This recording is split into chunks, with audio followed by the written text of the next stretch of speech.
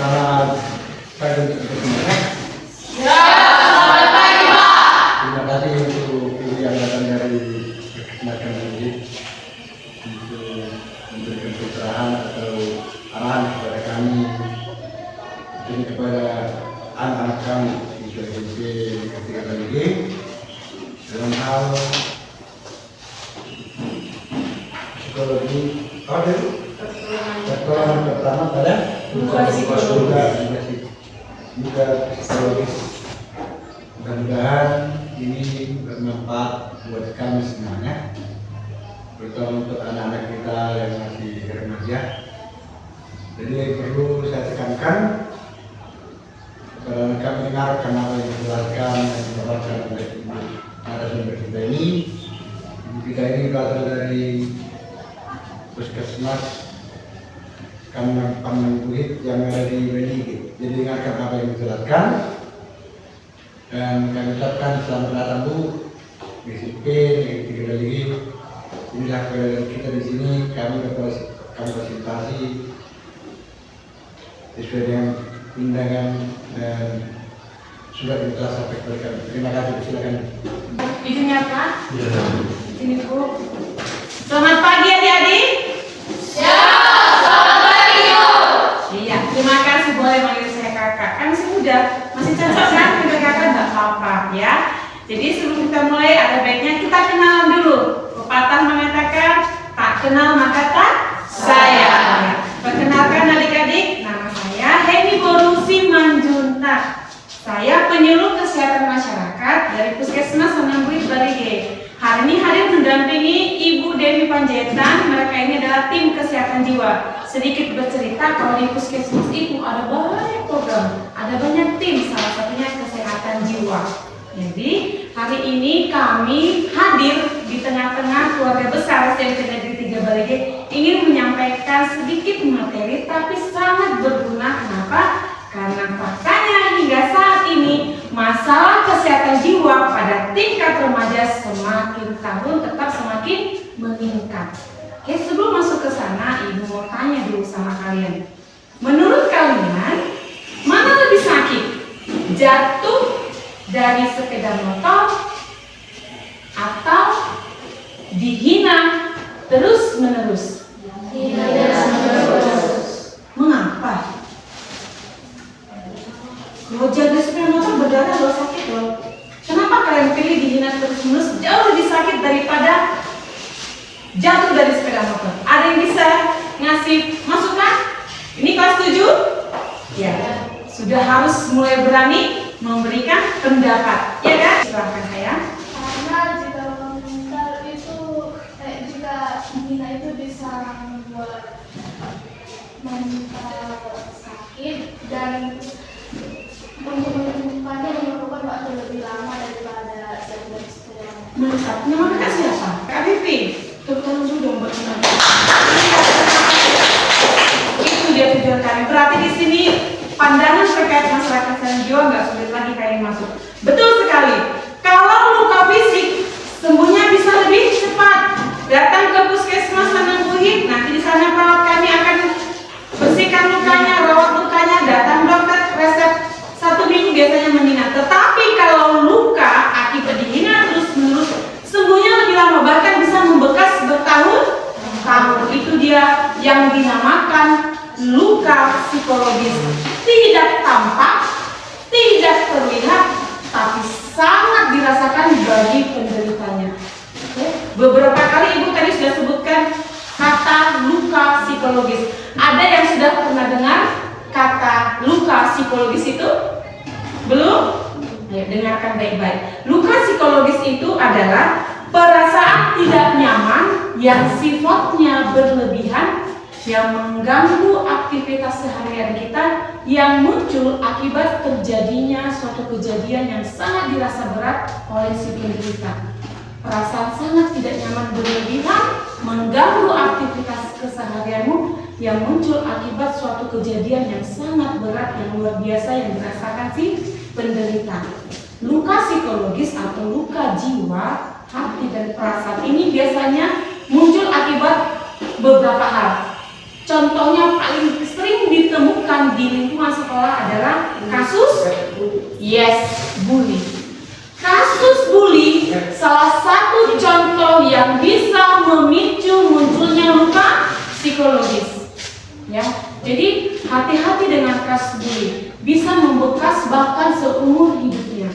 Apalagi yang sering memunculkan luka psikologis di lingkungan sekolah, pertengkaran di antara teman di dalam sekolah. Sebayamu mungkin sudah mulai tertarik dengan lawan jenis, pertengkaran dengan pacar.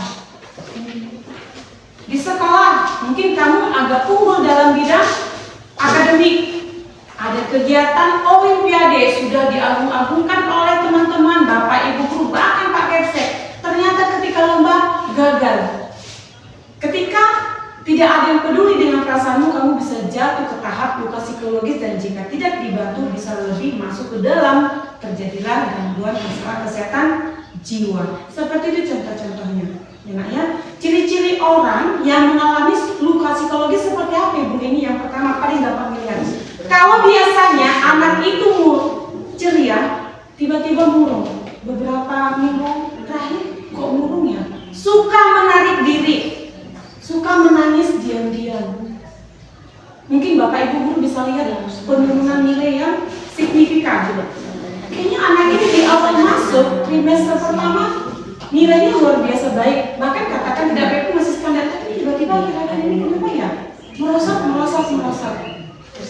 Ya kan, kalau dinasehati atau diberikan pelajaran dari depan oleh Bapak Ibu guru tidak selalu selesai. Itu biasanya contoh-contoh gejala-gejala orang yang mengalami luka psikologis. Seperti itu ya, nak.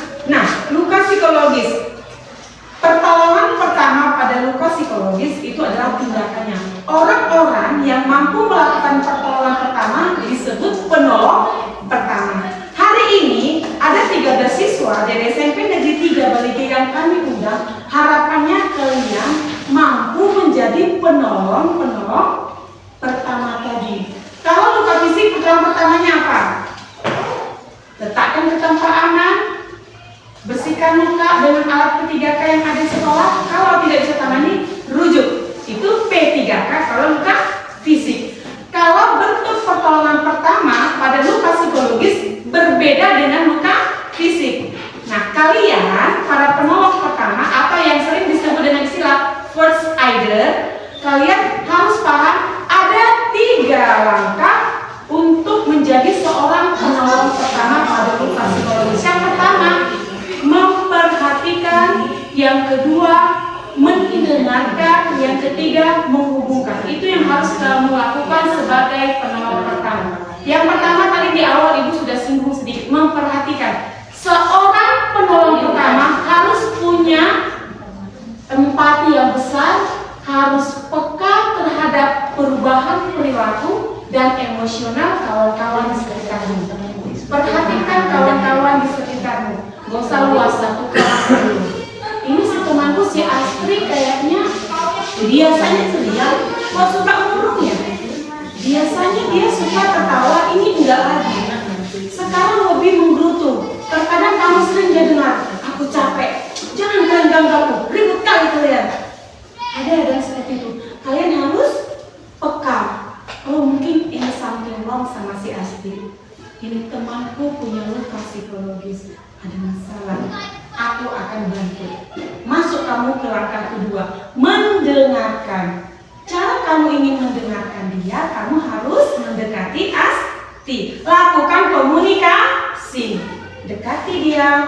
Izin Asti, izinnya Kak. Saya pakai nama kakak dulu ya Kak Asti. Kalau Asti izin, saya boleh duduk di sampingmu. Ingat, orang yang jadi penolong pertama harus punya cara bicara yang santun. Meskipun dia teman sebayanya. Orang yang bicaranya santun akan memberikan rasa nyaman pada siapapun yang ada di dekatnya. Jadi biasakan berkata dengan santun atau soft spoken kata orang. Gitu kan? Iya, harus lembut bicara. Yakinlah siapapun di dekatmu pasti merasa nyaman. Izin Asti, saya boleh duduk di sampingmu karena kamu lihat dia sedih. Oke, itu cara praktek. Duduk di sampingnya. Mungkin dia tidak mau bicara sama kamu. Karena kita mau masuk ke trik yang kedua. Yang pertama tadi M apa? Kamu sudah lakukan. Kamu kamu sudah lakukan. Yang kedua, kamu masuk mendengarkan. Kamu ingin mendengarkan curahan hatinya, agar kamu bisa menolongnya untuk step ketiga. Dengarkan dia. Tanya, saya lihat dari tadi Asti murung aja sendirian. Ada yang bisa saya bantu? Mungkin dia nggak kan opening kamu. Diem aja. Sok kali ini. Siapa nama kau? Sok kali siapa nama kau aja. Mungkin dia akan berutuh. Gak usah berkecil hati, duduk di sampingnya. Kalau mau cerita Asti boleh, saya bisa dengar kok, duduk saja. Perhatikan dia, tatap dia dengan lembut. Hatinya akan tergerak. Ketika dia cerita, kamu sudah masuk ke step berikutnya. Dengarkan dia dengan baik. Kalau mendengarkan orang berkeluh kesah, jangan hanya pakai telinga. Kebanyakan orang sekarang, jujur saja, mendengarkan orang hanya menggunakan telinganya. Ya Bu Hen, memang fungsi telinga mendengar. Emang ada lagi? Pakai mata, pakai mulut, pakai hati, mendengarkan dengan aktif. Ketika kita mendengarkan teman kita berkeluh kesah, tatap matanya, tatap matanya. Jangan tatap dengan rasa seperti dia orang yang lemah. Tatap saja matanya dengan lembut. Lalu hati-hati menggunakan mulut. Berbicaralah dengan baik. Ketika si Asti sedang berkeluh kesah dan kamu mendengarkan, jangan pernah megang benda apapun, handphone, pena atau apa. Contoh Asti cerita, iya Pipi, aku lagi sedih. Kenapa? Kucingku meninggal, mati karena salah makan duri. Contoh hal kecil, mungkin anaknya agak manja, dia sedih sekali ya kan. Lalu kamu bilang apa? Oh Pipi, itu aja kau nangis yang cemenan kau nanti. Itu bukan tindakan seorang penolong pertama. Ketika dia bercerita, mungkin menurut kamu masalah itu terlalu kecil untuk dijadikan kasus yang bisa membuat dia sedih. Tetap jangan pernah menggunakan kalimat mengecilkan. Itu saja sedih, gak boleh sedih. Lebay kamu Asti. Pandang dia, jangan pegang apapun. Oh iya kan, kamu sudah lama berteman sama kucingmu? Iya. Oh ya nggak apa-apa Asti, itu bukan hal yang perlu kamu sesalkan. Mungkin lain kali ketika kamu nanti punya kucing peliharaan, kamu bisa perbaiki lagi pola asuhnya atau cara merah. Contoh hal-hal seperti itu. Karena mendengarkan dengan aktif. Atau contoh kasus lainnya, dia sedih karena orang tuanya berantem. Jangan malah kamu kecilkan. Itu saja sedih kau Asti. Aku pun berantem ya mama bapak, biasa aja. Intinya jangan pernah mengecilkan masalah orang lain. Tanggapi saja dengan baik. Dengarkan saja dengan baik. Jangan komentari. Terkadang orang yang punya masalah batin tidak butuh solusi cepat dari kita. Terkadang mereka hanya butuh didengarkan. Oke, dia sudah sedih, sudah bercerita. Lakukan step terakhir. Menghubungkan. Ketika kamu mendengar Asti bercerita, otak harus jalan langsung. Oh, Asti butuh bantuan orang lain. Lalu hubungkan Asti dengan orang-orang yang tepat. Contoh, ketika Asti bercerita dia punya masalah di rumahnya dengan orang tuanya, bantu Asti menghubungkan dia ke guru BK. Itu tugasmu. Karena saat ini Asti tidak bisa berpikir dengan jernih. Tugas penolong pertama tadi, kau perhatikan, akhirnya kau tahu dia punya masalah luka psikologis, kau dengarkan, akhirnya kau tahu masalahnya di mana dan kamu bisa buat keputusan. Asti butuh bantuan orang dewasa yang tepat. Kamu bisa arahkan dia ke guru BK. Asti, saya sudah dengar ceritanya tadi, sepertinya kamu butuh bantuan ibu BK. Sepertinya kamu butuh bantuan bapak ini yang menurut kamu bisa dipercaya, seperti itu. Ya, ketika kita menghubungkan Asti dengan orang dewasa yang bisa dipercaya, boleh nggak kita hubungkan dia langsung tanpa seizin Asti? Jangan pernah, tetap harus izin orangnya ya. Bu, nggak mau lah dia Bu, namanya dia lagi sewot. Kebetulan orang-orang seperti ini kan malas, nggak mau dihubungkan sama siapapun. Nggak usah. Aku kuat kok, nggak masalah, nggak usah cerita sama siapa-siapa. Di situ tugas orang penolong pertama meyakinkan Asti ketika seseorang punya masalah, dia harus butuh bantuan. Bikin analogi seperti ini paling gampang. Asti, kalau kamu demam, kamu butuh bantuan nggak? Dia pasti jawab, Pi, minum aku minum air putih, aku harus minum obat paracetamol. Nah, seperti itulah masalah yang kamu hadapi sekarang. Bentuknya saja yang berbeda, tapi tekniknya sama. Kamu sekarang butuh bantuan Nasti, tidak bentuk paracetamol, tapi kamu butuh bantuan ibu guru BK untuk membantumu mencari solusi. Jangan takut, aku akan ada di sampingmu. Kamu mau aku temani? Yuk, aku temani ke guru BK. Tenang teman, aku ada. Cukup. Sampai kamu antarkan Asti ke guru BK, tugasmu sebagai penolong pertama selesai. Jadi siapapun orangnya bisa menjadi penolong pertama. Siapapun orangnya sebenarnya bisa melakukan pertolongan pertama pada luka psikologis. Intinya dia paham dengan 3 teknik tadi. Memperhatikan orang-orang yang memperhatikan, orang-orang yang punya kepekaan yang tinggi. Mendengarkan dengan baik, jangan memotong pembicaraan karena tugasmu adalah mendengarkan. Lalu yang ketiga, menghubungkan. Setelah kita dengar, kita tahu dia butuh solusi dan harus dihubungkan dengan orang-orang yang tepat. Selesai tugasmu. Oke? Simpel kan? Sebagai penolong pertama, simpel. Bisa kalian lakukan, praktekkan dari sekarang. Semakin sering kamu membantu orang, yakinlah kamu akan semakin jadi orang yang hebat. Ya, sama seperti pisau, kalau sering diasah makin tajam. Kepekaan hatimu pun seperti itu. Semakin sering kamu asah dengan banyak membantu orang lain. Semakin sering kamu gunakan, kamu asah telinga, mata, hatimu untuk mau memperhatikan teman sekitarmu, kamu akan menjadi manusia yang unggul. Percayalah, kalau kamu lakukan itu hari ini dan seterusnya, uji nanti 20 tahun ke depan, kamu akan menjadi manusia yang berbeda. Pesan kami dari Puskesmas Tandang Bidbalige untuk siswa-siswa yang hadir hari ini, jadilah teman yang aman. Ingat itu, dengarkan ini. Jadilah teman yang aman dan nyaman. Jangan pernah menertawakan masalah orang lain. Jangan pernah menertawakan luka orang lain. Biasakanlah mengeluarkan kalimat-kalimat yang bisa menguatkan orang lain. Karena terkadang kalimat yang singkat keluar dari mulut kita bisa membuat teman kita lepas dari keputusasaannya dan itu bisa menyelamatkan dirinya. Mungkin menurutmu kayaknya aku cuma bilang berapa kalimat tapi bisa menyelamatkannya. Oke, para Bapak Ibu guru, Bapak kepala sekolah, pesan kami dari Puskesmas Tandang Bidbalige, banyak kita lihat Bapak Ibu, anak-anak hari ini mungkin terlihat ceria, apalagi di tengah-tengah media sosial yang luar biasa.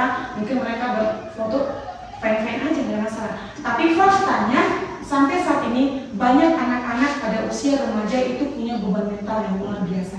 Jadi bagaimana sekolah dan Bapak Ibu guru bisa menjadi keluarga buat mereka, bisa menjadi tempat yang aman buat mereka untuk berkeluh kesah sehingga mereka tidak mencari orang lain yang tidak tepat dan mereka tidak jatuh pada kenakalan remaja yang bisa menjerumuskan mereka ke masalah gangguan kesehatan jiwa. Harapan kami anak-anak yang hadir hari ini kelak menjadi generasi yang sehat, generasi yang peduli terhadap sesamanya. Besar harapan kami agar kasus-kasus bully atau semacamnya hapus dari keluarga besar SMP Negeri 3 Balige. Kalian semua harus sama-sama berhasil bawa nama baik SMP Negeri 3 Balige, bawa nama baik Kabupaten Toba. Vivia orang hebat 20 tahun ke depan. Anak siapa itu? Anak Toba. Bisa? Tepuk tangan untuk hari ini.